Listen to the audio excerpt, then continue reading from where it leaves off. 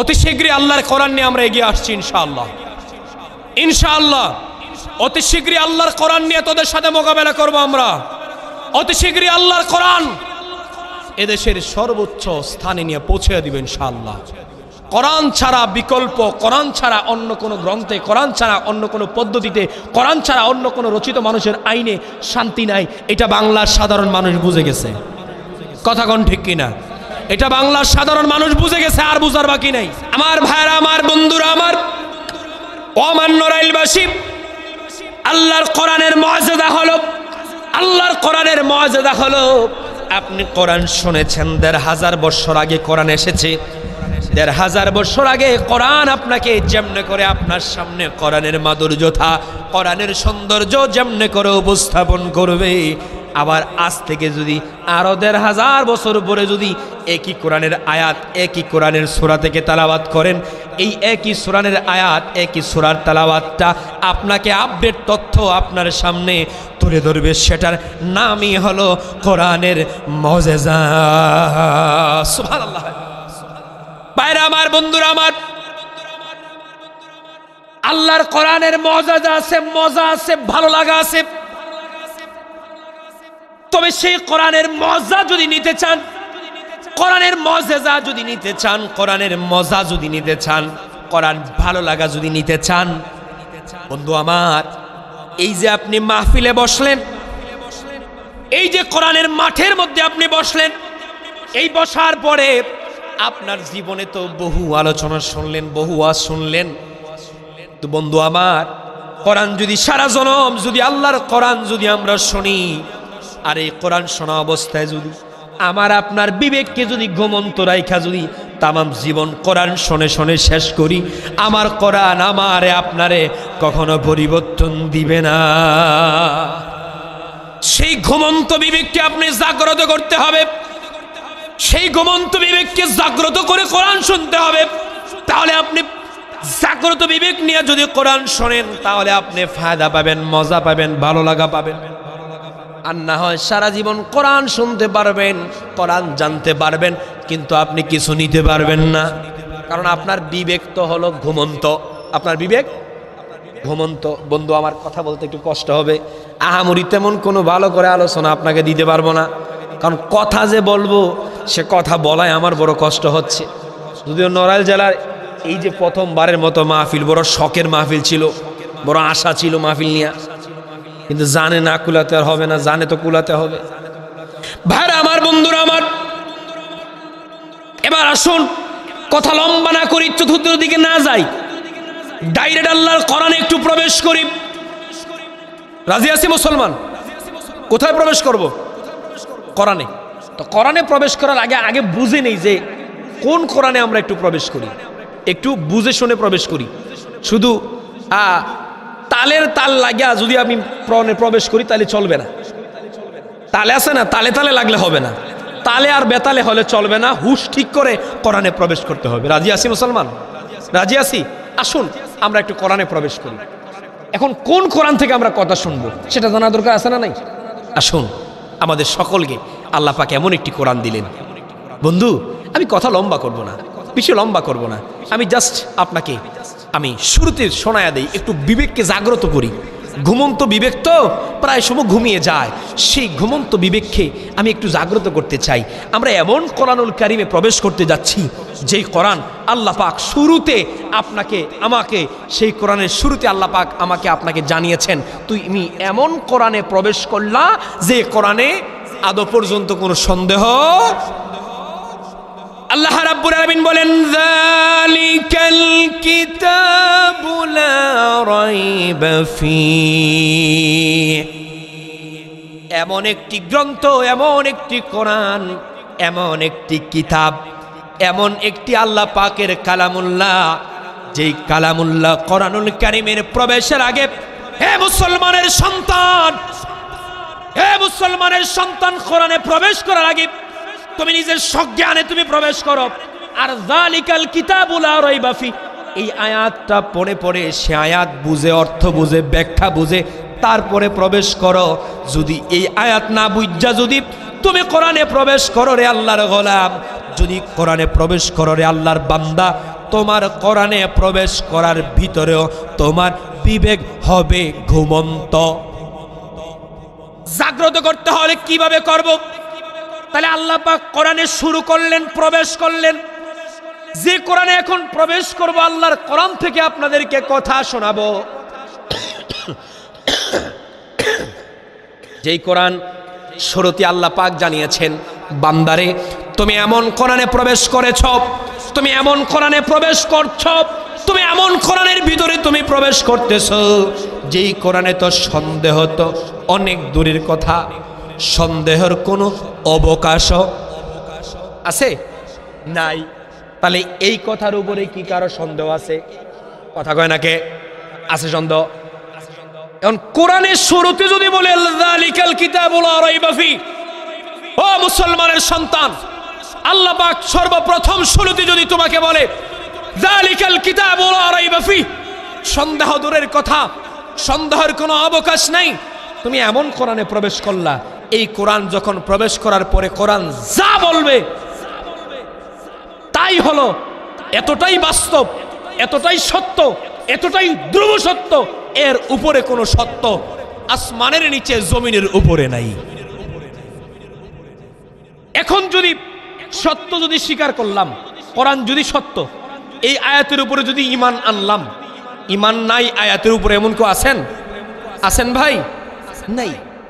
তো আয়াতের উপরে যদি ঈমান আনলাম, সেই আয়াতের উপরে ঈমান আনলে কোরআন যখন শুরু হয়ে যাবে, তখন আমাদের অনেকের বিরুদ্ধে কথা চলে যাবে। কথা কন নাকি? কারণ কোরআন নাজিল হয়েছে বাস্তবতা থেকে। ওলামায়ে কেরাম এখানে আছেন, কোরআন নাজিল হয়েছে কোথায় থেকে? বাস্তবতা থেকে। আল্লাহ পাক কোনো একটা ঘটনা ঘটাইছেন, বাস্তব ঘটনার উপরে ভিত্তি করে আল্লাহ পাক কোরআনের আয়াত নাজিল করছেন। ঠিক আছে? ঠিক আছে ভাই? তাহলে এমন কোন আয়াত নাই যেই আয়াতের আগে আল্লাহ পাক ওই আয়াতের হিস্টোরি ঘটনা ঘটান নাই। কথা কয় নাকি মুসলমান? কথা বলেন। এমন কোন আয়াত নাই যেই আয়াত আল্লাহ পাক আগে ঘটনা ঘটান নাই, অথবা ঘটনার সূত্রপাত হয় নাই। এটা সূত্রপাত না কইরা আল্লাহ কোরআনের আয়াত নাজিল করেন নাই, আল্লাহ কোরআনও নাজিল করেন নাই। তার মানে আমি কি বুঝাইতে চাইছি একটু বুঝেন। কথার তালে তালে ঠিক বললে চলবে না। আমি বুঝাইলাম কি, এই আমার একটা কথার ভিতরে অনেক কথা লুকায় আছে। কথা হলো একটা, সারমর্ম হলো আরেকটা। কথার সারমর্ম বুঝতে হবে। এই যে বললাম এমন কোনো কথা নাই আল্লাহর কোরআনে যেই কথা আল্লাহ গণনা গঠান নাই, তার মানে আল্লাহর কোরআন যেমনে বলবেন শুরু থেকে শেষ পর্যন্ত, যেইভাবে উপস্থাপনা করবেন, কারো না কারো সাথে মিলবেই, কারো না কারো সাথে মিলবেই। এখন যদি আপনারা বলেন যে হুজুর আপনি এমন ভাবে ওয়াজ করেন যেমনে ওয়াজ করলে আমরার কের উপরে পড়ে না, আমার কথা বুঝেননি? আপনারা বুঝেননি? বুঝতে কষ্ট হয়। এখন যদি আপনারা যদি বলেন আমারে হুজুর আপনি ওয়াজ করেন, ঠিক আছে, কোরআন হাদিস দিয়েই করেন, তবে আপনি এমন ভাবে করেন যে আমাদের এলাকায় কোনো মানুষের উপরে যেন না যায় সে ওয়াজ, অথবা এলাকার কোনো মানুষের বিরুদ্ধে যেন না যায়, এমন ওয়াজ করেন। শুধু শুধু সিলেট থেকে আপনি এই খুলনার নড়াইল জেলায় আসছেন, আপনি মেহমান মানুষ, এমন কোনো ওয়াজ করেন না যে ওয়াজ করলে আমাদের উপরে পড়ে যায়। বলা যাবে? আচ্ছা, আপনি বললেন ভালো কথা, আপনি বলে দিলেন, আপনি আশা করে বলে দিচ্ছেন, কিন্তু আমি কি এই ওয়াজ খুঁজে পাবো? এই কথা কন নাকি? এই যে নড়াইল জেলায়, এই নড়াইল জেলায় কি বেনামাজি মানুষ নাই? আচ্ছা, এখন বেনামাজি লিয়ে কথা কইলে বেনামাজির বিরুদ্ধে চলে যাবে। কথা কয় নাকি?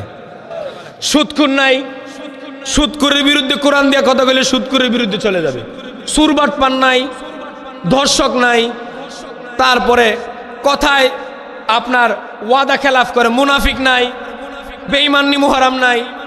আচ্ছা বলুন তো, এইগুলা নিয়ে বললে তখন কি হবে? তার পক্ষে চলে যাবে। তো তার পক্ষে চলে গেলে কি হবে? হুজুর আইলো, আমাদের মসজিদে আমাদের এলাকায় আইসা আমাদের বিরুদ্ধে কথা বলে গেল। আসলে হুজুর বলল না আল্লাহর কোরআন বলল? জোরে কোন কে বলল?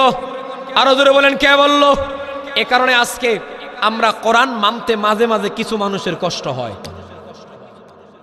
আমাদের শুরু লগ্নে ভূমিকা লগ্নে কিছু কথা বলেই নেই। আমাদের সিলেটের আজকে ভিডিওটা আমার সামনে বলবো গতকালকে রাতের সম্ভবত মাহফিল, আমাদের সিলেটের খুব আলোচিত একজন আলোচক আপনাদের অঞ্চলেও মাহফিল করেন, হযরত মাওলানা, আমার শ্রদ্ধেভাজন বড় ভাই, খুব প্রিয় মানুষ এবং আমাকে খুব মহব্বত করে, স্নেহ করে, অনেক পরামর্শ দেয়, দিক নির্দেশনা দেয়। হযরত মাওলানা মাহমুদুর রহমান দেলোয়ার সাহেব, নাম চিনেন কারা কারা? কেউ শুনছেননি? মাহমুদুর রহমান দেলোয়ার ভাইয়ের মাহফিল চিনে অনেকে, আপনাদের চিনে, আপনাদের অঞ্চলেও মাহফিল উনি করেন, নিজের সাতক্ষীরা, তারপরে বিশেষ করে চট্টগ্রামের এরিয়াতে খুব বেশি মাহফিল উনি করেন। আমি আজকে দেখলাম উনি মাহফিল করা অবস্থায় মঞ্চ থেকে একটা কাউন্টার চলে আসছে। শুধু মাহমুদুর রহমান দেলোয়ার ভাইয়ের মাহফিলে নয়, আমরা চিন্তা দেখতেছি গত 16 বছর আমরা যে চলে গেছে, যে 16 বছর, আমি আবার কারো বিরুদ্ধে বলি না, আমি কিন্তু প্রথম বলছি যালিকাল কিতাবু লা রাইব। বুঝছেননি আয়াত? আয়াত বুঝছেননি? আয়াত বিশ্বাস করছেননি? আয়াত মানছেননি? আয়াতে কোনো সন্দেহ আসেনি? তাহলে আয়াতে প্রবেশ করছেন, বুঝছেন না করছেন তো? মাহফিলে বসছেন, বুঝছেন না বসছেন তো? এমন কাউরে পরোয়া করার সুযোগ নাই, কারণ কোরআন যেহেতু, আল্লাহ পাক যেহেতু আমারে আপনারা গ্যারান্টি দিছে, গোলাম তুই এমন কোরআনে প্রবেশ করলি যে কোরআনে সন্দেহ নাই, তুই নিশ্চিন্তায়, নো টেনশন, কোনো টেনশন বিমবে তুই কোরআন বল, সুবহানাল্লাহ পড়েন, কয় তুই নিশ্চিন্তা কোরআন বল, এনে টেনশন করার সুযোগ নাই, সন্দেহ করার সুযোগ নাই, তোর যেমনে ভাল লাগে আমার কোরআনে তুই উপস্থাপনা কর, মানলে ভালো কথা, না মানলেও ভালো কথা, কোনো সমস্যা নাই, তবে সন্দেহের কোনো অবকাশ নাই। এই কোরআনে কিন্তু প্রবেশ করছেন, এই কোরআনে প্রবেশ করছেন, এখন আপনার লোকে মিল গেছে গাজুত করে বইয়ে থাকেন, কারণ যদি আপনি আবার রিয়েক্ট করার চেষ্টা করেন তাহলে যালিকাল কিতাবু লা রাইবা ফি, এই আয়াতের উপর থেকে আপনার ঈমান কিন্তু চলে যাবে। বুঝছেন? কিন্তু বুঝছেন তো? আচ্ছা, দেখলাম কাউন্টার দিল। গত 16 বছরে 17 বছর যারা ছিলেন, মাহফিল তো অনেকভাবে বন্ধ করার চেষ্টা করছে এবং বন্ধ করছে, মাহফিল করতে দেয় নাই, তা আমাদের কণ্ঠকে বন্ধ করতে পারে না, আলহামদুলিল্লাহ। আমরা যেমন বলছি, হ্যাঁ এমনি ছিলাম, জেল, জুলুম, নির্যাতন, এগুলা তো আর এগুলো আমাদের তো সিম্পল ছিল। জেলের ভিতরে পরিবেশ ছিল আমাদের জন্য চমৎকার, আলহামদুলিল্লাহ। আরে ভাই, কত চমৎকার পরিবেশ আপনি জানেন? জেলের ভিতরে যাওয়ার পরে জনপ্রিয়তা আমাদের শীর্ষে, আলহামদুলিল্লাহ পড়েন। মানুষ নিয়ে টানাটানি করতো আমাদেরকে নিয়ে, এক ওয়ার্ড থেকে অন্য ওয়ার্ডে নেওয়ার জন্য প্যারাশান হয়ে যেত আসামিরা, আল্লাহ পড়বেন না, আসামিরা প্যারাশান হয়ে যাইতো। আসামিরা এক ওয়ার্ড থেকে অন্য ওয়ার্ডে যায় বলতো ওই জন্য আপনার সাপ আছে না, সাপদেরকে রিকোয়েস্ট করতো আমার ওই ব্যক্তিরে আমার ওয়ার্ডে কয়েকদিনের জন্য দেন। তো ওনারা বলতো তোরা কি বেড়াইতে আসছিস, তো তুই অমুকরে আনবি, অমুকরে আনবি, হুজুরকে নিয়ে একটু বসবো, হুজুরকে নিয়ে একটু আমরা নামাজ পড়বো, কিছু তালিম করবো, জুমার সময় আলোচনা হইতো, দোয়া হইতো। আহারে, ওই তো সিম্পৃতির জায়গা, তো দুর্বলের জায়গা, মানুষ তো হাহাকার করে কি কান্নাকাটি শুরু করতো, অনেক কান্নাকাটি। তো ওই জায়গায় আমাদেরকে টানাটানি করতো। এশারের পরে আমাদের তো ওই জন্য গরু ছাগল যেমনি রাখে না হাওরের মধ্যে, নির্দিষ্ট সময় আপনি যাবেন, গিয়ে নিয়ে আইসা আপনি তার গোয়াল ঘরে ঢুকাই দিবেন, এমন না?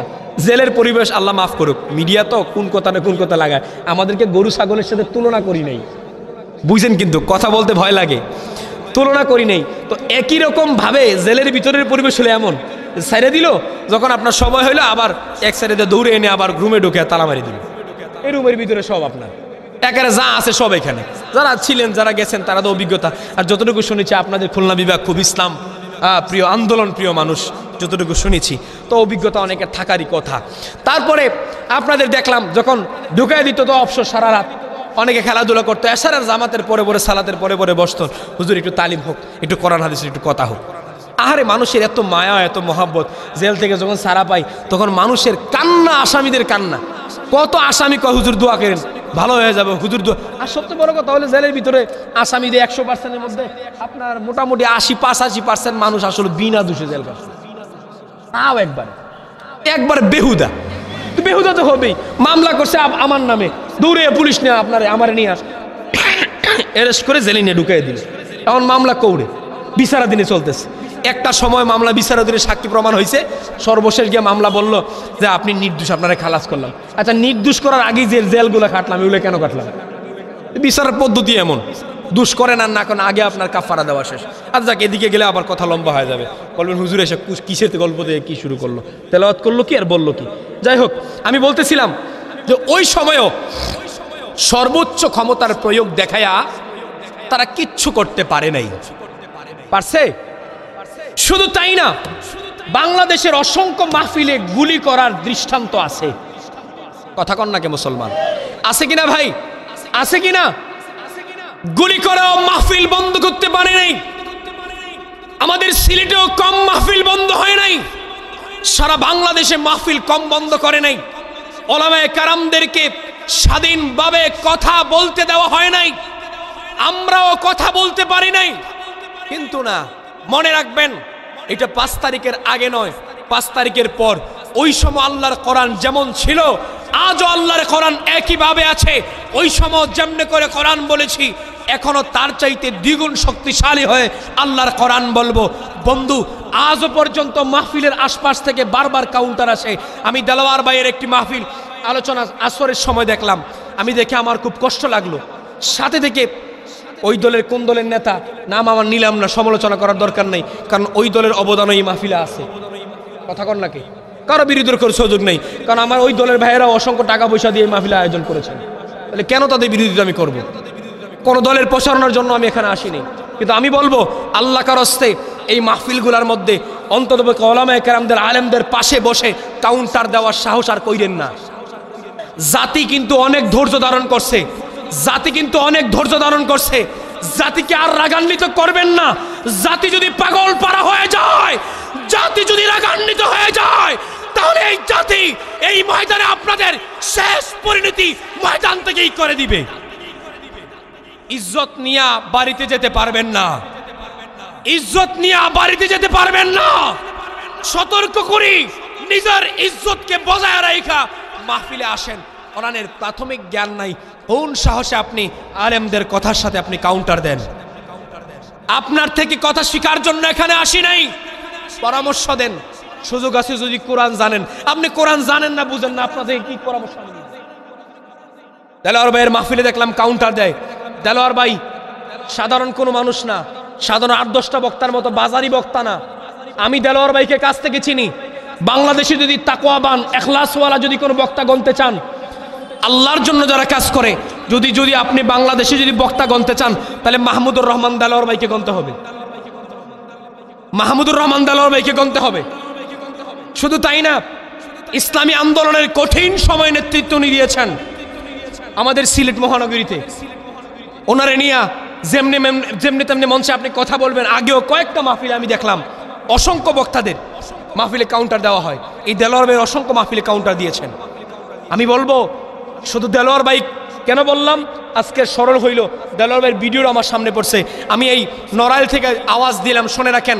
ও জাতি, সতর্ক করলাম, মাহফিল থেকে কাউন্টার দিতে আসবেন না, কারণ এই জাতি কিন্তু খুব ক্ষিপ্ত অবস্থায় আছে, এই জাতি কিন্তু খুব রাগান্বিত অবস্থা আছে, এই জাতি কিন্তু অনেক ধৈর্য ধারণ করেছে, এই জাতি কিন্তু অনেক কষ্টের বিনিময়ে অনেক দিন স্বপ্ন দেখে দেখে অনেক দিন পরে স্বপ্নের সফলে আজ 16 বছরের পরে 5 তারিখের পরের জায়গায় সে পা রেখেছে। অনেক স্বপ্নের ফসল আমরা পেয়েছি, অনেক স্বপ্ন দেখেছি। এই দিন না, আরো দিন আছে, আর ওই দিন ঠিল্লা টুল্লা নিয়ে যাবে আমাদের আজকের এখনের দিনের কাছে। এটা বলে বলে আমরা আজকে এই দিনে পৌঁছাইছি। কথা কোন ঠিক কিনা? কথা কোন ঠিক কিনা? দেশ স্বাধীন করলো আমার ছাত্ররা, আমার দেশের সাধারণ মানুষেরা, আর এখন স্বপ্ন দেখে ভারত। কথা কয় না কে? পরিকল্পনা করে ভারত। আমরা আমাদের দেশ নিয়ে স্বপ্ন দেখার সুযোগ পাই না, মারামারি আর কাটাকাটি আর গুতাগুতির মধ্যে আছি। আর এদিকে মাস্টার প্ল্যান দেখতেছে আপনাদের এই জন্য ভারত, আমাদের পার্শ্ববর্তী এলাকা। ভারতে কি পরিমাণ মাস্টার প্ল্যান দেখছে আর কি পরিমাণ মাস্টার প্ল্যান করতেছে। আহারে, তোদের মাস্টার প্ল্যান কাজে লাগবে না, তোদের মাস্টার প্ল্যান কাজে লাগবে না। অতি শীঘ্রই আল্লাহর কোরআন নিয়ে আমরা এগিয়ে আসছি ইনশাআল্লাহ, ইনশাআল্লাহ। অতি শীঘ্রই আল্লাহর কোরআন নিয়ে তোদের সাথে মোকাবেলা করব আমরা। অতি শীঘ্রই আল্লাহর কোরআন এদেশের সর্বোচ্চ স্থানে নিয়ে পৌঁছে দিবেন ইনশাআল্লাহ। কোরআন ছাড়া বিকল্প, কোরআন ছাড়া অন্য কোনো গ্রন্থে, কোরআন ছাড়া অন্য কোনো পদ্ধতিতে, কোরআন ছাড়া অন্য কোনো রচিত মানুষের আইনে শান্তি নাই। এটা বাংলার সাধারণ মানুষ বুঝে গেছে। কথা কোন ঠিক কিনা? এটা বাংলার সাধারণ মানুষ বুঝে গেছে, আর বুঝার বাকি নাই। ভাইরা আমার, বন্ধুরা আমার, আল্লাহ পাক কালামুল্লাহ কোরআনুল কারীমের 99 নম্বর সূরা, সূরাতুল জিলজাল, আমি আপনাদের সামনে তেলাওয়াত করেছি। সকলের পরিচিত একটি সূরা। বন্ধু আমার, ভাই আমার, এই সূরা কোরআনুল কারীমের 99 নম্বর সূরা আমাদের সকলের পরিচিত। জীবনে কতবার এই সূরাটুকু আমরা তেলাওয়াত করেছি, কতবার নামাজে তেলাওয়াত করি, কতবার নামাজে দাঁড়ায় ইমাম সাহেবের জবান থেকে তেলাওয়াত শুনি।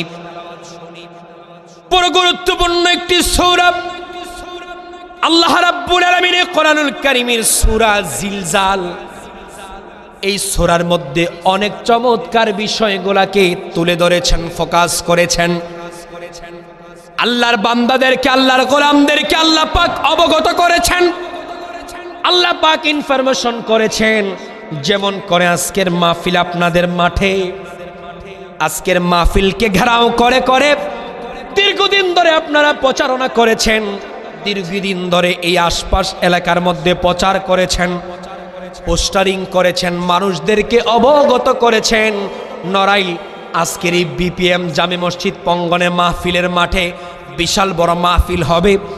এখানে সাতক্ষীরা থেকে মেহমান আসবে, সিলেট থেকে মেহমান আসবে। মানুষকে অবগত করেছিলেন। মানুষকে অবগত করার পরে মানুষেরা আজকে কত শত হাজারো হাজারো মানুষ এখানে আসলেন, কোরআন শোনার জন্য আসলেন, কোরআন জানার জন্য আসলেন, কোরআন থেকে মজা নেওয়ার জন্য আসলেন, কোরআন থেকে শিক্ষা নেওয়ার জন্য আসলেন। আল্লাহ পাক রব্বুল আলামিন কোরআনুল কারীমে সূরা জিলজালের মধ্যে আল্লাহ পাক দুনিয়ার মানুষদেরকে, বান্দাদেরকে, গোলামদেরকে, পৃথিবীবাসীকে, শুধু মানুষকে না সমস্ত পৃথিবীবাসীকে আল্লাহ পাক কি চমৎকার করে অবগত করেছে। এই বিষয়ে অবগত করলেন। বন্ধুরে, আমি ভূমিকা লম্বা করব না, ডাইরেক্ট কোরআন টু কোরআন, কোরআন থেকে শোনা তালাওয়াত করে অনুবাদ করে আপনাদেরকে শুধু জানাবো, আমি শেষ করব। বিশ্বাস করেন, আমি আপনাদেরকে কথা বলার অনেক ইচ্ছা ছিল, অনেক লম্বা করে কথা শোনাবার ইচ্ছা ছিল। এক হইছে সময় লস, আর এক হইছে গলার অবস্থা। টান দিলে আপনারা কিছুটা অনুমান করতে পারেন। আমি সিলেট থেকে অসুস্থ ছিলাম, এটা বললেন না যে আপনাদের এখানে আইসা বদনাম করে অসুস্থ হয়েছে, এমন কিছু না। বন্ধু আমার, ভাই আমার, এই কোরআনুল কারীমে সূরাতুল জিলজাল এমন একটি সূরা, যে সূরা আমি লম্বা দিকে গেলাম না, এই সূরাটার নামকরণ হয়েছে সূরা জিলজাল। প্রথম আয়াত থেকে এদিকে লম্বা করব না। জিলজাল হলো মূলত ভূমিকম্পন। কথা বুঝছেননি? বুঝছেননি? মাত্তামে আমরা সিলেটি ভাষায় বুঝবানি, বুঝলানি আমার কথা? ভালো আছেন তো? আচ্ছা, আল্লাহ কইরা যে দুনিয়ার যে ভূমিকম্পন হয় নানি, ভূমিকম্প, ও ভূমিকম্পর কথা আল্লাহ কইরা এই সূরা তুল জিলজালের মধ্যে কিতা কইরা ভূমিকম্পর কথা কইরা। বুঝলেন আপনারা? ফেস লাগিয়ে যাইব, ফেস লাগিয়ে যাইব। আপনারা ভাষা অবশ্যই ভালো সুন্দর বোঝা যায়, কিন্তু বিষয় লেগে যাও যে আমরা কিছু আছে যে আমরা যে চিটাগাঙ্গর ভাষা তো আল্লাহু আকবার কিচ্ছু বোঝা যায় না, কিচ্ছু বোঝা যায় না। আপনার ভাষা আবার খুব পরিচ্ছন্ন একটা ভাষা। যশোরের ভাষা আমি মনে করি সবচাইতে পরিচ্ছন্ন ভাষা, এত চমৎকার ভাষা, এত মজা লাগে ভাষার মধ্যে। বোঝা যায় কথা বললে একটা মাধুর্য আছে, মাধুর্যতা আছে।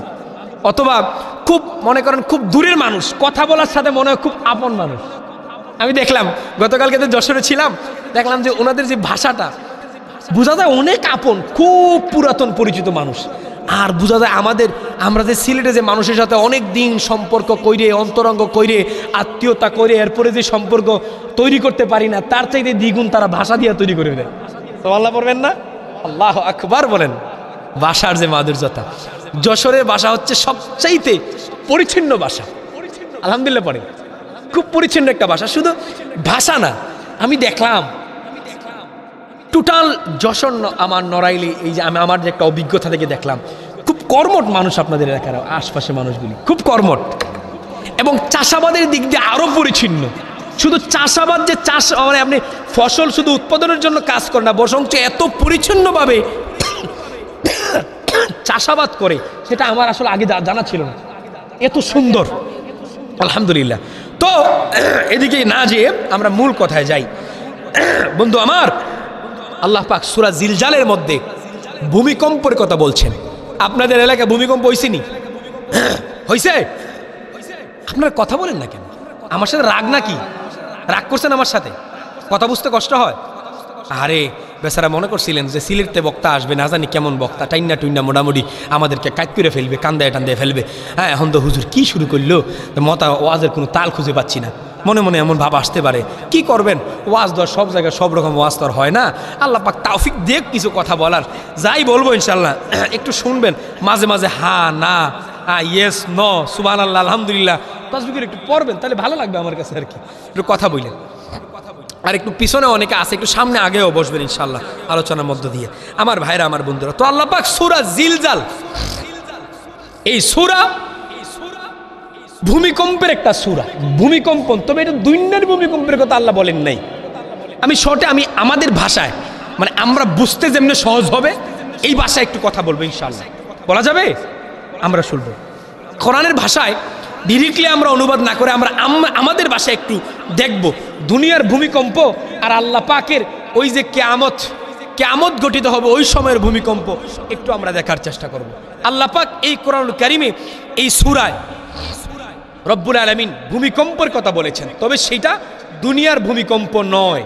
সেটা কিসের ভূমিকম্প বলেন? কিয়ামতের কথা বলেন। ভাই আলোচনা কিন্তু শুনছেন, জীবনে বহুতবার শুনছেন, এই সূরার আলোচনা কয়েকবারই আপনারা শুনছেন। আমি জানি না এমন না, তারপরে একটু নাড়া দিয়ে দেওয়া আর কি, কারণ খুব ভয়ঙ্কর একটা দৃশ্য তুলে ধরেছেন এই সূরার মধ্যে, খুব ভয়ঙ্কর। আল্লাহু আকবার। কোরআনুল কারীমের এই সূরা জিলজালের মধ্যে আল্লাহ পাক তামাম পৃথিবীর কথা জানিয়েছেন, তামাম পৃথিবীর কথা বলেছেন। শুধু আল্লাহ পাক দুনিয়ায় মানুষ সৃষ্টির কথা বলেন নাই, আল্লাহ রব্বুল আলামিন যত কিছু সৃষ্টি করেছেন, কোন কিতাবে বলে আশরাফুল মাখলুকাত 18,000, কেউ কয় 22,000, 25,000, কেউ আবার কয় কম বেশির কথা আমরা বলবো না, আমরা বলবো কত হাজার হাজার আল্লাহ পাকের সৃষ্টি মাখলুকাত আছে। সেই মাখলুকাত থেকে সর্বশ্রেষ্ঠ মাখলুকাত আশরাফুল মাখলুকাত আমাদেরকে আল্লাহ পাক বানিয়ে দিয়েছেন। আমার ভাইরা, আমার বন্ধুরা, ও নড়াইলবাসী একটু মনোযোগ দিবেন। এই কোরআনুল কারীমে সূরা জিলজালের মধ্যে আল্লাহ পাক ওই ভূমিকম্পের কথা তুলে ধরলেন কি চমৎকার করে। রব্বুল আলামিন, আল্লাহ পাক রব্বুল আলামিন সূরাতুল জিলজালের মধ্যে আপনারে বড় একটা ভয় দেখাইছে, বড় ডর দেখাইছে। দুনিয়াতে যেমনে করে ক্ষমতার যেমনে করে ভয় দেখানো হয়, পাওয়ারের যেমনে করে ভয় দেখানো হয়, যেমনে করে নেতায় যেমনে আপনারে ভয় দেখায়, যেমনে করে আপনারে হুমকি দেয়, আল্লাহ পাকে কিভাবে আপনার সামনে দৃষ্টান্ত তুলে ধরছে, আল্লাহ পাক আপনারে ভয় দেখানোর চেষ্টা করেছে, আল্লাহ পাক আপনাকে স্মরণ করায় দেওয়ার চেষ্টা করেছে। বন্ধু আমার, ভাই আমার, কিন্তু দুনিয়ার মানুষ আমরা বড় নিমক হারাম, আমরা বড় বেঈমান, আমরা বড় নিমক হারাম। দুনিয়াতে মানুষের চাইতে আর বড় নিমক হারাম নাই, দুনিয়ার চাইতে মানুষের চাইতে বড় বেঈমান আর কিছু নাই।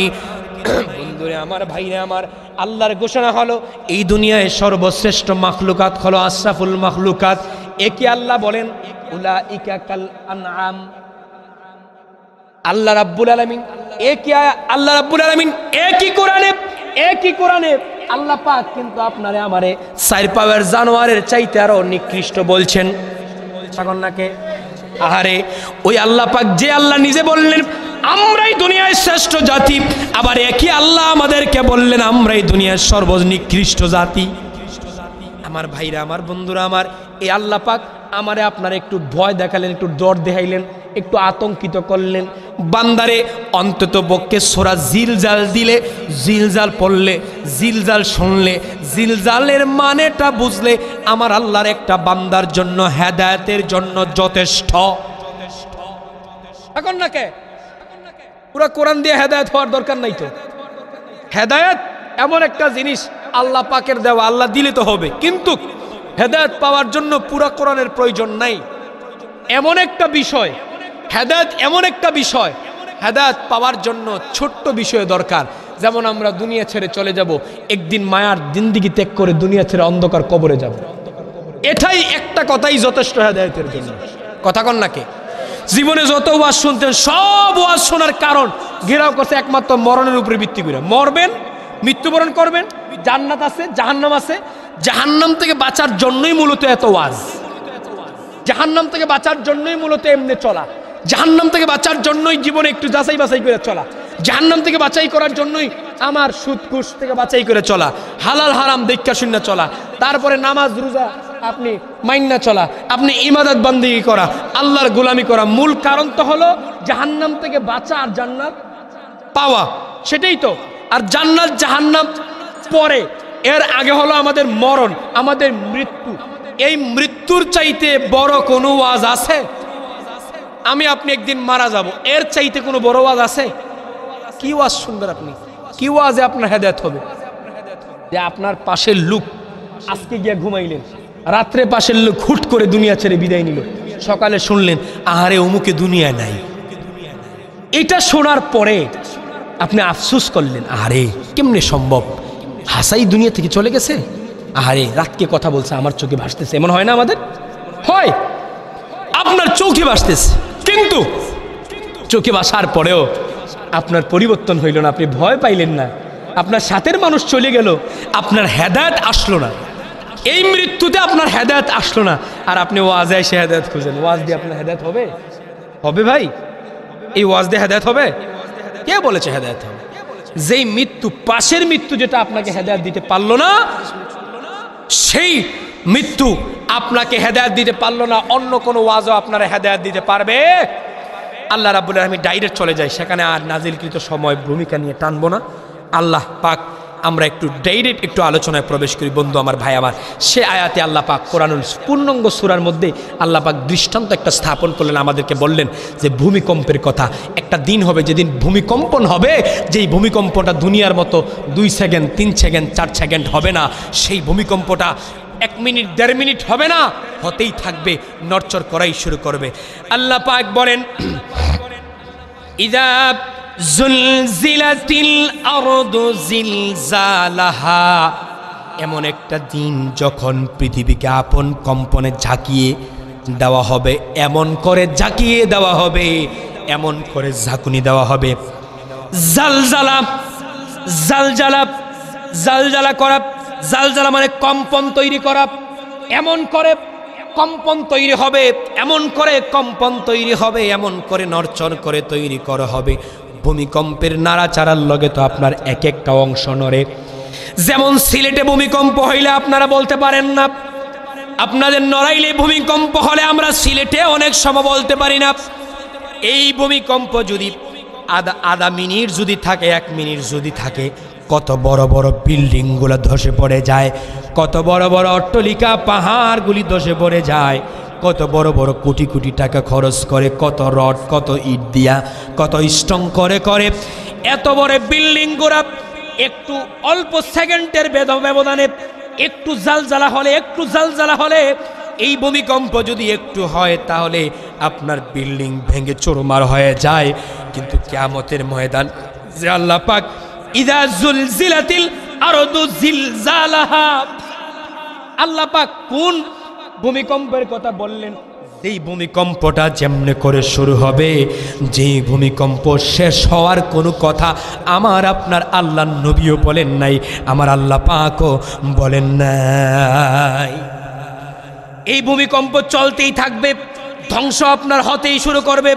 সেই ভূমিকম্প এমনভাবে হবে, আল্লাহর হুকুমে যেমনে করে শুরু হবে, সিংহায় যখন ফুৎকার হয়ে যাবে, ভূমিকম্প যখন শুরু হয়ে যাবে, তামাম পৃথিবীটা যখন ধ্বংসের কিনারে চলে যাবে, তামাম পৃথিবী যখন নড়চড় হওয়া শুরু করে দিবে, তামাম পৃথিবী যখন ধ্বংসের পথে যখন চলে যাবে, পৃথিবীর যখন এই জমিনের ভিতরে যা আছে, জমিনের গর্ভের ভিতরে যা আছে, জমিন যেমন করে দুনিয়া যখন আমাদের মায়েরা যেমন ডেলিভারি দেয়, ডেলিভারি হয়, একইভাবে এই জমিন এমনভাবে জমিন থেকে ডেলিভারি হবে, জমিনের ভিতরে যা আছে জমিন বের করে দিবে। এমন একটা ভূমিকম্প, এমন একটা আতঙ্কিত সময় ওই কিয়ামতের ময়দানটা গঠিত হবে। আল্লাহ বলেন আমার আদেশ অনুযায়ী যখন ভূমিকম্প শুরু হয়ে যাবে, ওই ভূমিকম্প বন্ধ আমি আল্লাহর আদেশের আগ পর্যন্ত আর হবে না। যেমন করে ভূমিকম্প শুরু আমার হুকুমে হবে, শেষ করার কোনো সিদ্ধান্ত আমি এখন ধরলাম তোদেরকে জানা দেই নাই। শুধু তাই না রে মুসলমান ভাইরা আমার, বন্ধুরা আমার, শুধু তাই না, পরবর্তী আয়াতে আল্লাহ পাক বলেন ওয়া আখরাজাতিল আরদু আসকালাহা, আল্লাহ বলেন এ দুনিয়ার মুসলমান এবং পৃথিবী যখন তার ভিতরে যা আছে, পৃথিবীর ভিতরে যা আছে, আমি আমাদের ভাষায় বোঝানোর চেষ্টা করি, পৃথিবীর ভিতরে কি আছে, জমিনের ভিতরে কি আছে। এখন ব্যাখ্যা হলো কয়েক রকম, বিভিন্ন তাফসীর করকের বিভিন্ন মত, তবে প্রত্যেকটা মত আপনার প্রাধান্যতা পাবে। কথা বলেন না কেন? প্রত্যেকটা মত প্রাধান্যতা পাবে।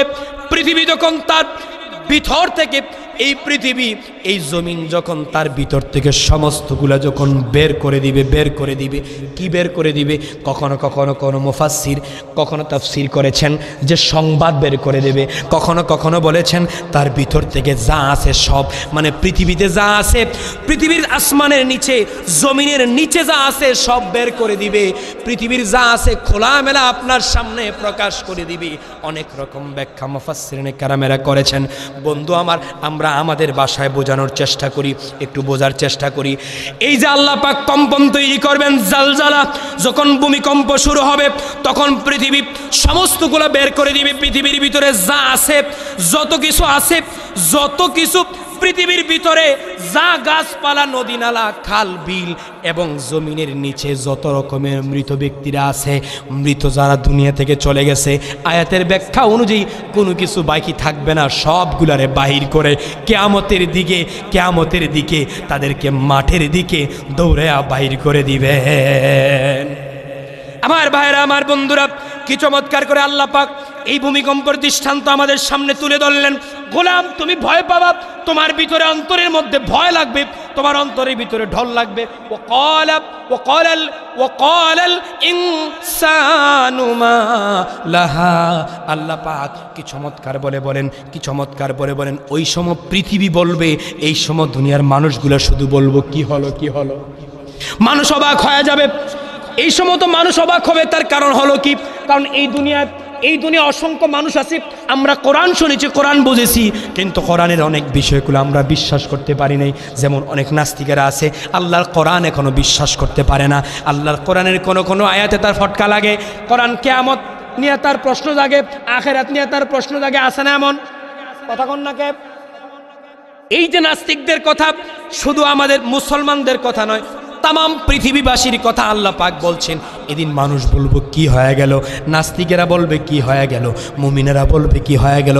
মুফাসসিররা বিভিন্নভাবে ব্যাখ্যা করেছেন। নাস্তিকরাও বলবে কি হইল, এটা তো এমন কথা ছিল না, আমরা তো বিশ্বাস করি নাই, এটা তো এমন জীবনে অনেকবার শুনছি, কিন্তু আমাদের যা ভাবনার বাইরে ছিল, এমন হবে সেটা তো আমরা জানতাম না। মুমিনেরা বলবো আমরা তো শুনতাম, আমরা তো জানতাম, তেমন কোনো গুরুত্ব দিতাম না, আমাদের ভিতরে তো ভয় ঢুকতো না। আজকে কি যেন পৃথিবী হয়ে গেল, পৃথিবী কেমন কম্পন তৈরি হয়ে গেল, কম্পন থামতেছে না কেন, গাছপালাগুলি ধ্বংস হচ্ছে কেন? সে যখন সিংহায় ফু পড়ে যাবে, জমিন যখন উল্টা হয়ে যাবে, জমিনের নিচে যত মৃত ব্যক্তিরা আছে, যত হাজার বছর আগে যেই মানুষেরা দুনিয়া ছেড়ে চলে গেছে, তার গোস্ত মাংসগুলো ছিন্ন ভিন্ন হয়ে আছে, বিভিন্ন জায়গায় ছিটাফুটাগুলো ছিটাই আছে, কবরের ভিতরে কোনো অস্তিত্ব নাই। বন্ধু, তোমার আজকে তোমার বাপ, তোমার বাপের বাপ, বাপের বাপ, দাদার বাপের বাপ, ওই বাপের বাপ, ওই বাপের বাপ, যদি একটু তালাশ করো, তার কবর অস্তিত্ব তোমার কাছে নাই, তুমি তার কবরের খবর জানো না। যদি বলি কবর যদি খুঁদো, কবর খুঁজতে তার মাংসের কোনো অস্তিত্ব তুমি পাবা না, ওই অস্তিত্ব বিলীন হয়ে গেছে। ওই দিন যখন পৃথিবী যখন তার বাহির করবে, তার মানে হলো ওই দিন তার পৃথিবীর সমস্ত মানুষগুলো আস্তে আস্তে সবগুলারে এখন যেমনি আমরা ছিলাম সুরাম দেহের অধিকারী মানুষ, এইভাবে আবার তৈরি করে দেওয়া হবে, মানুষকে এভাবে তৈরি করে দেওয়া হবে। মানুষ আবার এই গোস্ত মাংসগুলো একত্রিত হয়ে যাবে, মানুষ আবার দেহ সুন্দর গঠন তার তৈরি হয়ে যাবে। এই মানুষেরা চমৎকার করে তার দেহটা গঠন হয়ে যাবে, দেহটা গঠন হওয়ার পরে জমিনের মধ্যে দৌড়ে কিয়ামতের দিকে দৌড়াবে, মাঠের দিকে দৌড়াবে। মাঠের মধ্যে শুধু মানুষ নয়, তামাম পৃথিবীর সমস্ত মানুষেরা, শুধু মুসলমান নয়, শুধু মুমিন নয়, সমস্ত মানুষেরা দৌড়াবে আর দৌড়াবে, শুধু কিয়ামতের দিকে দৌড়াবে। দৌড়ায় কোনো কুল কিনার পাবে না ওই দিন।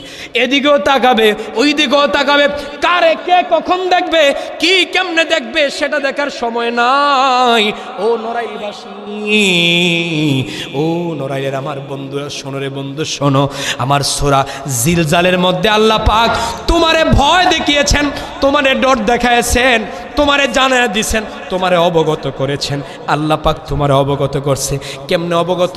আমি যখন ভূমিকম্প দিয়ে দিব, জালজালা যখন কম্পন তৈরি হয়ে যাবে, যখন পৃথিবী যখন তার যা আছে সমস্ত কিছু পেশ করা শুরু করব, বাহির করে দিবে, এবং মানুষ যখন বলবে কি হয়ে গেল, মানুষ যখন বলবে কি হয়ে গেল, সেদিন পৃথিবী তার যাবতীয় সংবাদ, যত কিছুর সংবাদ আছে, পৃথিবী তার সংবাদ বর্ণনা করবেন।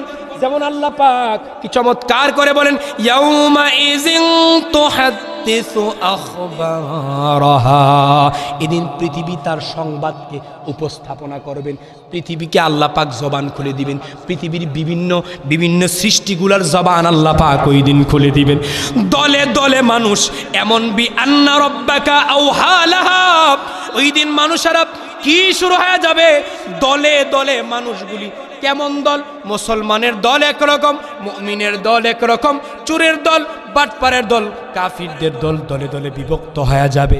এই দলে বিভক্ত হইয়া হইয়া দলে দলে দৌড়াবে, জান্নাতি দলেরা দৌড়াবে, জাহান্নামী দলেরাও দৌড়াবে, তারপরে বাটপারদের দৌড় দৌড়াবে, তারপরে বেঈমানদের দৌড় দৌড়াবে, মুমিনদের দৌড় দৌড়াবে।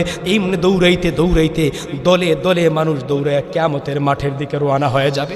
আমার ভাইয়েরা, আমার বন্ধুরা, ওই কিয়ামতের ময়দানে যখন যখন যখন একত্রিত হয়ে যাবেন, তখন পৃথিবী আপনার বিরুদ্ধে, আপনার পক্ষে আবার কারো বিরুদ্ধে সাক্ষী দেওয়া শুরু করবে। সুবহানাল্লাহ পড়েন। বন্ধু আমার, ভাই আমার, এই পৃথিবী আপনাকে যখন সাক্ষী দেওয়া শুরু করবে, পৃথিবী আপনার বিরুদ্ধে যখন কথা বলা শুরু করবে, ভালো করলে পক্ষে কথা বলবে, আর যদি খারাপ বলেন বিপক্ষে কথা বলবে। সেটাই হলো পৃথিবীর কাজ। কারণ দুনিয়া যদিও বেঈমানি করে, পৃথিবী আপনাকে বেঈমানি করবে। আমরা দুনিয়াটা, আমরা গান গাই না, পৃথিবী না জানো আমি তো জানি, আমি কি পাপ করেছি হায়, গান গাই না একটা? পৃথিবী না জানুক আমি তো জানি, আমি কি পাপ করেছি হায়। পৃথিবী না জানুক আমি তো জানি পাপ কি না। পৃথিবী এখন আপনার মনে হয় জানি না, আমরা গান বলি তাও ঠিক আছে, পৃথিবী জানে না। কিন্তু না, আল্লাহ পাকের এই আয়াত অনুযায়ী পৃথিবী ওই দিন আপনার সমস্ত কথা, সমস্ত কাজ, সমস্ত কর্মগুলা পৃথিবী প্রকাশ করবে। পৃথিবী বলতে কি? পৃথিবীতে যা আল্লাহ পাক আছেন, আল্লাহ সৃষ্টি, শুধু মানুষ না, যা আছে সমস্তগুলা ওই দিন জবান খুলে দিবে, পৃথিবী সংবাদ দিয়ে দিবে আপনার সম্পর্কে। আল্লাহ পাকের সামনে সমস্তগুলা খোলাসা করে দিবেন। আল্লাহু আকবার পড়েন। ও মুসলমান ভাইয়ের, আমার বন্ধুরা, আহারে মন চায় কত গুছায় কথা বলার ইচ্ছা ছিল, সে এলোমেলো হয়ে যাচ্ছে, গুছায় এবার কথা বলার সুযোগ পেলাম না, অসুস্থতা সব মিলে খুব কষ্ট হচ্ছে, কথা যে জুড়ে বলবো সেটাই আমার জানে কুলাচ্ছে না। ভাইরা আমার, বন্ধুরা আমার, এই দলে দলে মানুষেরা ওই দিন তার কৃতকর্ম নিয়ে দৌড়ানো শুরু করবে।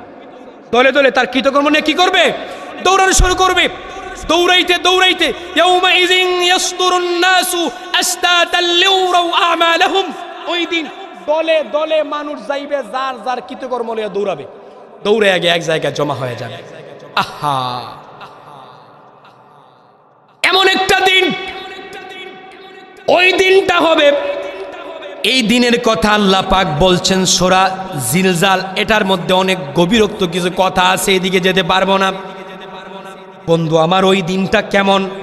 মানুষ দলে দলে তার কৃতকর্ম নিয়ে দৌড়ানো শুরু করবে, দৌড় দিবে দৌড় দিবে, দৌড়ায়া যখন তার কিয়ামতের ময়দানে যখন চলে যাবে, আল্লাহ রাব্বুল আলামিন ওই কিয়ামতের মাঠ যখন গঠন হয়ে যাবে, তৈরি হয়ে যাবে, কিয়ামতের ময়দানে ওই কঠিন মুসিবতের সময় আপনার পরিবার, আপনার পরিজন, আপনার ভাই, আপনার মা, আপনার বাবা, এত আদরের মা,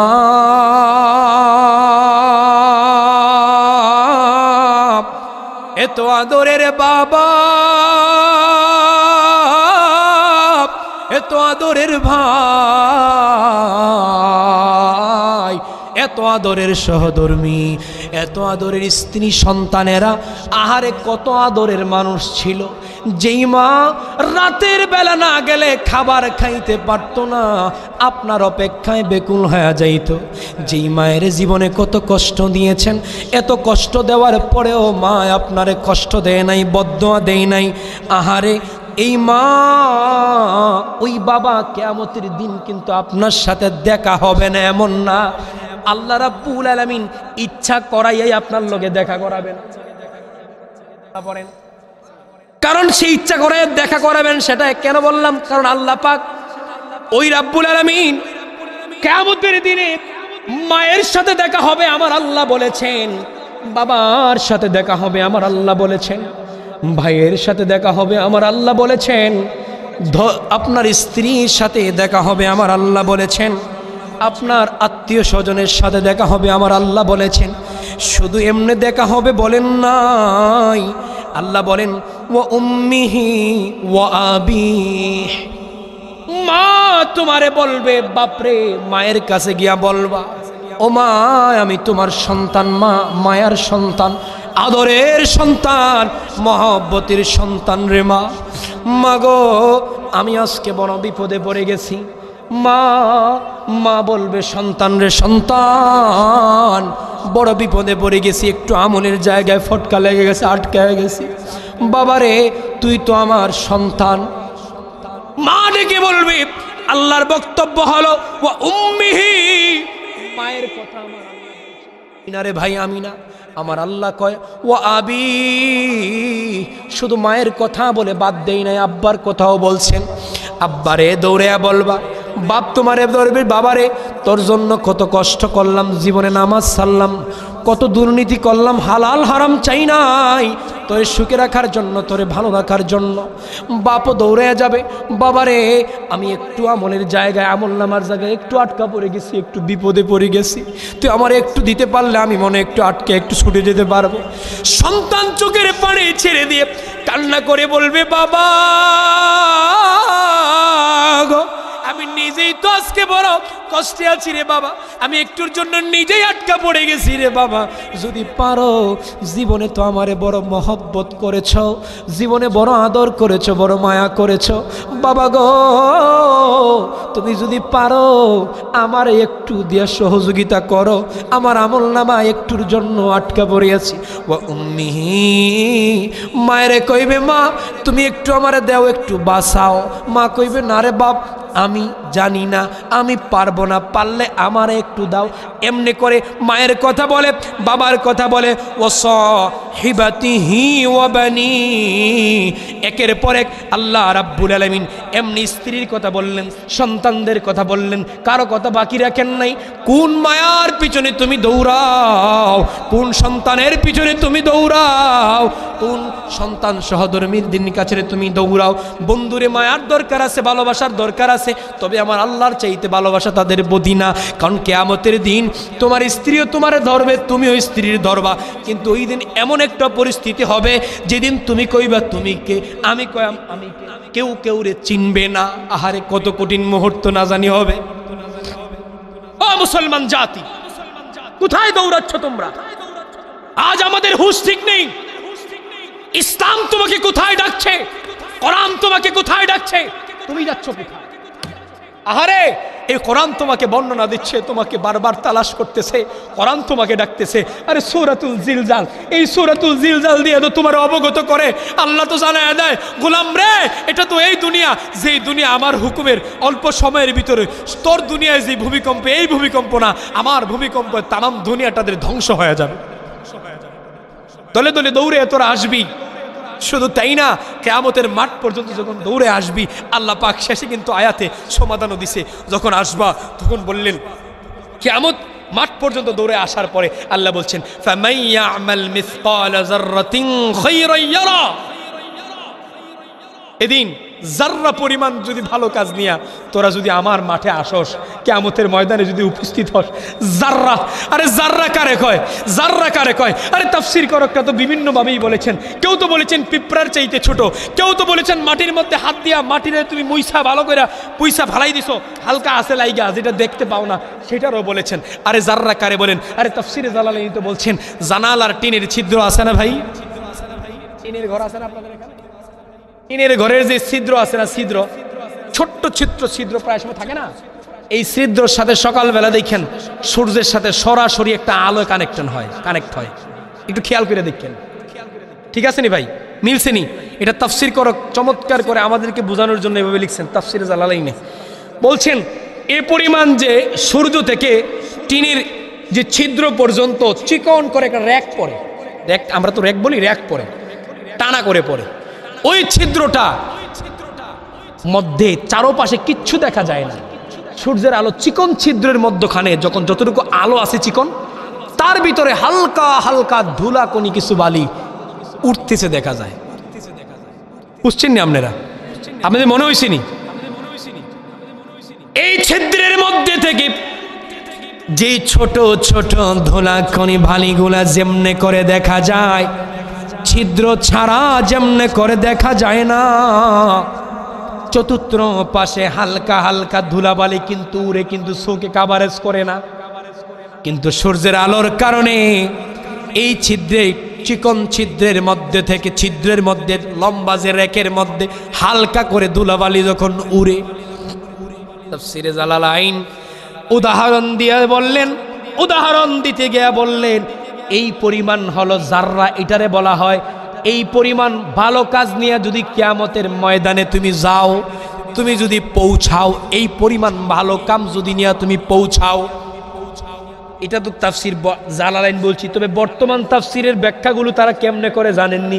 তারা কয় চোখে দিয়া যেটা দেখা যায় না, মাইক্রো যন্ত্র দিয়া যেটারে দেখতে হয়, এইটারে কয় জাররা।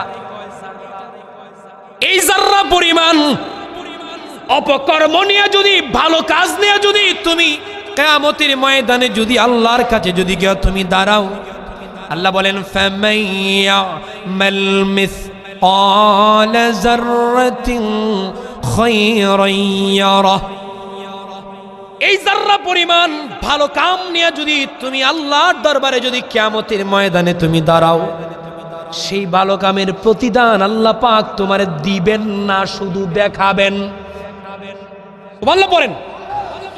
শুধু ভালো কাজের প্রতিদান তোমাকে দিবেন না, বরংস জাররা পরিমাণ, অল্প পরিমাণ, বিন্দু পরিমাণ ভালো কাম নিয়ে যদি কিয়ামত পর্যন্ত পৌঁছাতে পারো, তাহলে আল্লাহ পাক তোমাকে ওই দিন শুধু প্রতিদান দিবেন না, বরঞ্চ তোমাকে সমস্ত কিয়ামতের ময়দানে পর্দার মধ্যে আকার ধারণ কইরা তোমাকে সরাসরি লাইভের মাধ্যমে দেখায়া দিবে।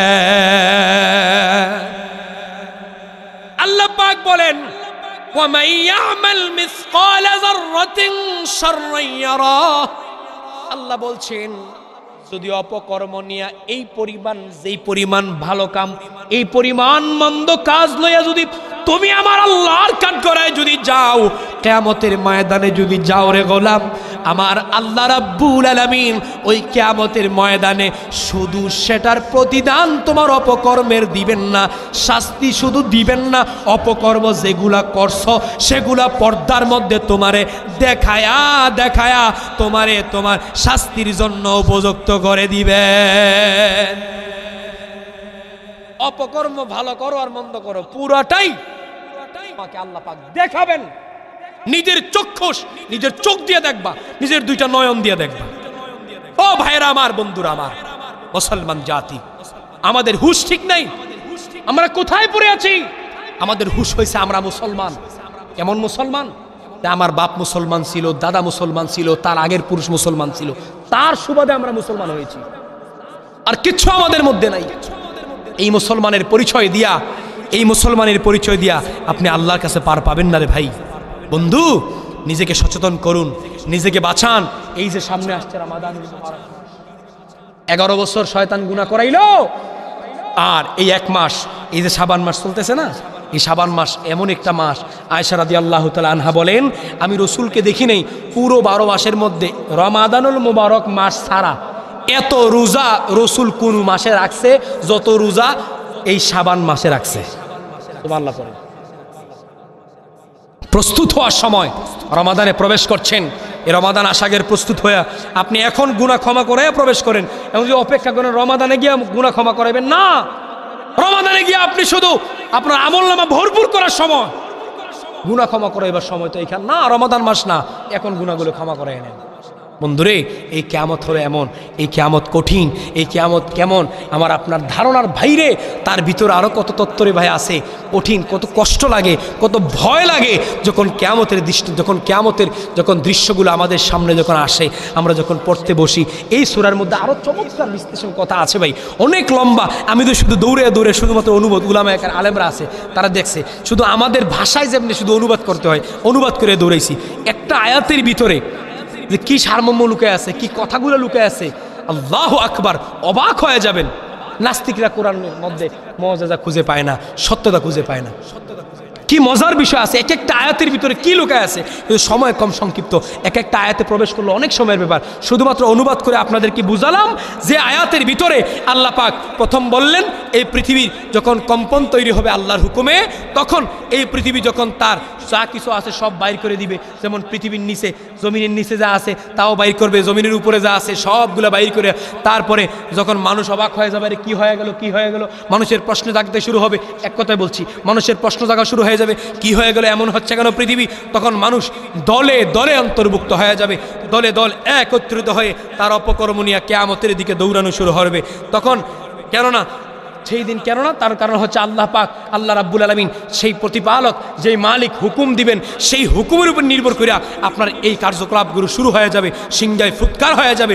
সেই হুকুমের উপরে ভিত্তি করে সেই কৃতিকর্মে নিয়ে মানুষের দৌড়ানো শুরু করবে কিয়ামতের ময়দানে। আল্লাহ পাক কিয়ামতের ময়দানে যাওয়ার পরে বললেন, গোলাম চিন্তার কারণ নাই, ভালো যাররা পরিমাণ ভালো কাজ নিয়ে আসছো আমি আল্লাহ তারও প্রতিদান দিব, আবার মন্দ খারাপ অপকর্ম করছো, অল্প করছো, তারও প্রতিদান আমি আল্লাহ দিব।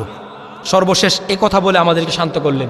আমরা তো পাগল পাড়া, শুরুতে যখন দুনিয়া ধ্বংস, যখন দুনিয়া প্রথমবার ধ্বংস হলেন, যখন পৃথিবী যখন যার যার যা কিছু বাহির করে দিলেন, তখন আমরা তো পাগল পাড়া, কি হয়ে গেল, কি হয়ে গেল, আমাদের প্রশ্ন জায়গা শুরু হয়ে যাবে। তখন মানুষ যখন কি হয়ে গেল বলবে, তখন তো পৃথিবীর যা আছে যাবতীয় সংবাদ পৃথিবী নিজেই জানিয়ে দিবে। পৃথিবীর যা আছে সমস্ত কিছু জানিয়ে দিবে কেমনে, তখন পৃথিবীর নিচের যা আছে সব তুলে দেবে, মৃত মানুষ জিন্দা হওয়া শুরু করে দিবে। তখন দলে দলে মানুষ যখন চলে যাবে, তখন আল্লাহর কাছে পৌঁছাবার পরে আল্লাহ বলবেন, যা নিয়ে আসছো ভালো কাজ নিয়ে আসে, যাররা পরিমাণ হলে তুমি বেইনসাফ তোমার প্রতি হবে না, আবার যদি যাররা পরিমাণ খারাপ নিয়ে আসো তোমার প্রতি বেইনসাফ হবে না। এটা দুনিয়ার কোনো আইন না যে জায়গায় আপনার সাথে কেউ দুর্নীতি করবে। কথা কন না কেন? আল্লাহ আপনার সাথে দুর্নীতি করবেন? দুনিয়া দুর্নীতি করে কি না? আরে আজকে তো মাহফিলগুলো এমন হয়েছে যে আমাদের এখন পর্যন্ত 16 বছর তো চলেই গেল, কিন্তু এখনও মাহফিলে কথা বলতে অনেক সমস্যা। ইসলামী দল কথাটা মাহফিলে বলাই যায় না। বিশ্বাস করেন, আমাদের অভিজ্ঞতা থেকে বলি বন্ধু, কথা বলার অনেক ইচ্ছা ছিল তো অসুস্থ, কথা বলতে খুব কষ্ট হচ্ছে। ইসলামী যে দল, এই দলের নাম নিয়ে কথা কওয়া যায় না, কি এক সমস্যা ভাই। ইসলামী দল বললেই কিছু সংখ্যক মানুষের গায়ে চুলকানো শুরু করে দেয়।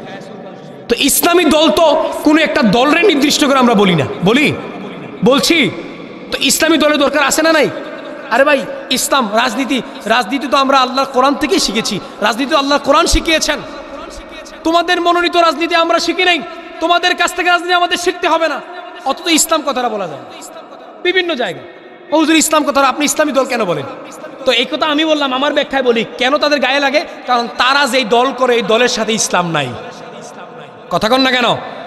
তারা যেই দল করে এই দলের সাথে ইসলাম লাগানো নাই, এ কারণে তারা সহ্য করতে পারে না।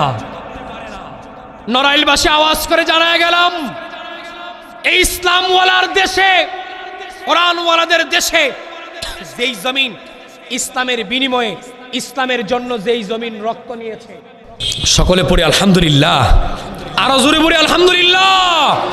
ভাইরা আমার, বন্ধুরা আমার, আমি বলছিলাম আপনাদেরকে যে ওই যে ইসলাম কথাটা বলাই যায় না মাহফিল এখন বসে। কেন বলা যায় না? আমি দেখলাম, কারণ ওই কারণে তাদের গায়ে লাগে, কারণ তারা যেই দল করে এ দলের সাথে ইসলাম লাগানো নাই। তা আমরা পরামর্শ দিই আপনাদের দলের সাথে ইসলামটা লাগাই নেন না। সমস্যা আছে?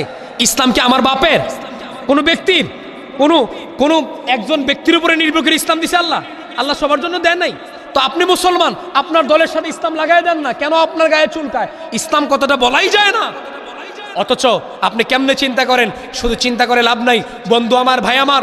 এই আল্লাহর কোরআন, এই আল্লাহর কোরআন, এই কোরআনের কারণে, এই ইসলামী আন্দোলনের কারণে, এ দেশে ইসলামের কারণে, ইসলামের মহব্বতের কারণে, ইসলামের আলো, এই কোরআনের আলো দিয়া এই দেশকে আলোকিত করার কারণে আল্লাহ পাক যেহেতু অসংখ্য জীবন নিছেন, আল্লাহ পাক যেহেতু অসংখ্য রক্ত নিয়েছেন, আল্লাহ পাক যেহেতু অসংখ্য জীবন আল্লাহর জিম্মায় নিয়ে নিয়েছেন, আল্লাহ পাক যেহেতু অসংখ্য মানুষের হাত পা গুলো আল্লাহর জন্য নিয়ে নিয়েছেন, সুতরাং আমরা বিশ্বাস করি অতি শীঘ্রই এগুলার বিনিময়ে এই জমিনে ইসলাম কায়েম হবেই হবে ইনশাআল্লাহ। এই জমিনে ইসলাম কায়েম হওয়া কারো কোনো সাধ্য নাই ঠেকাতে পারবে বলে। শুধুমাত্র তারা ফাও স্বপ্ন দেখতেছে, শুধুমাত্র চুলকাইতেছে, তারা মারামারি কইরা, তারা কামরাগামি কইরা তাদের ধ্বংস তারাই নিয়ে আসছে। আমরা কারণিয়া কামরাকামরি করি না, কারণিয়া বিরোধিতাও করি না। কারণ আমাদেরকে মাহফিলে দাওয়াত দেয়, কত দলের বাইরে আমাদেরকে মাহফিলের আয়োজন করে দাওয়াত দেয়। আচ্ছা আমি নাম নিয়েই বলি, বিএনপির যে ভাইরা আছে তারা মাহফিলের আয়োজন করে না, আমাদেরকে দাওয়াত করে না? তো তারা কি আমরা আমাদের দলের দাওয়াত দিতে নিয়ে দেয়? কেন নেয়? কোরআনের দাওয়াত দিতে, ঠিক কিনা?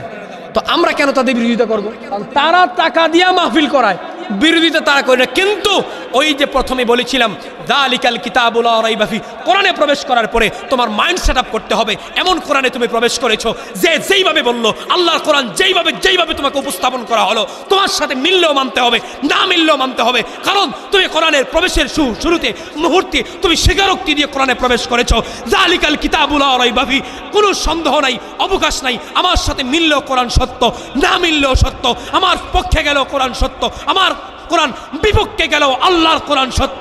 এই স্বীকারোক্তি দিয়া আল্লাহর কোরআনে আমরা সর্বপ্রথম প্রবেশ করেছি। কথা বলো মুসলমান, ঠিক কিনা? আরো জোরে বলো, ঠিক কিনা? সুতরাং সেই স্বীকারোক্তি নিয়ে দিয়েছি। এখন কোরআন যদি তোমার কোনো কারণে বিরুদ্ধে বলে দেয়, তুমি নিজেকে পরিবর্তন করতে পারবা, কোরআনের উপরে আঙ্গুল তোলার ক্ষমতা তোমার নাই। কথা কও, ঠিক কিনা? কথা বলেন, ঠিক কিনা? ভাইরা আমার, বন্ধুরা আমার, এই কারণে আওয়াজ দিয়ে গেলাম, জানায় দিয়ে গেলাম, আর আপনাদের কাছে দোয়া চাইলাম, আর বললাম টোটাল বাংলাদেশের জন্য যেই 16 বছর আগের যেমনে করে আপনারা দোয়া চেয়েছেন, কান্নাকাটি করেছেন, আল্লাহর দরবারে তাহাজ্জুদের জায়নামাজে চোখের পানি ছেড়েছেন, আল্লাহ এই জুলুমবাজ থেকে তুমি আমাদেরকে হেফাজত করো, আল্লাহ এই জালেম থেকে তুমি আমাদেরকে হেফাজত করো, এই স্বৈরাচার থেকে তুমি হেফাজত করো। আমি আজকে বলে গেলাম একইভাবে এখন থেকেও তাহাজ্জুদের জায়নামাজে চোখের পানি ছেড়ে দিয়ে শুধু আল্লাহর কাছে একটাই চান, আল্লাহ মৃত্যুর আগে, মরণের আগে একটা বারের জন্য তোমার এই জমিনে আল্লাহর কোরআনের রাজ কায়েম হতে এই দৃশ্য নিজের চোখে দেখতে চাই। আমার ভাইরা, সেই আশা আমরা আল্লাহর দরবারে চাচ্ছি এবং চাইব, এবং আগে যেমনি করে তাহাজ্জুদের জায়নামাজে দাঁড়ায় স্বৈরাচার থেকে মুক্ত চেয়েছি, ঠিক একইভাবে আল্লাহর দরবারে দাঁড়ায় আল্লাহর দরবারে আল্লাহর কোরআনের আইন, আল্লাহর কোরআনের রাষ্ট্র আমরা আল্লাহর দরবারে ভিক্ষা চাইব। রাজি আছি মুসলমান? কারা কারা দুটি হাত তুলে দেখাই, এটা তাকবীর দেই, নারে তাকবীর, দ্বীন ইসলাম।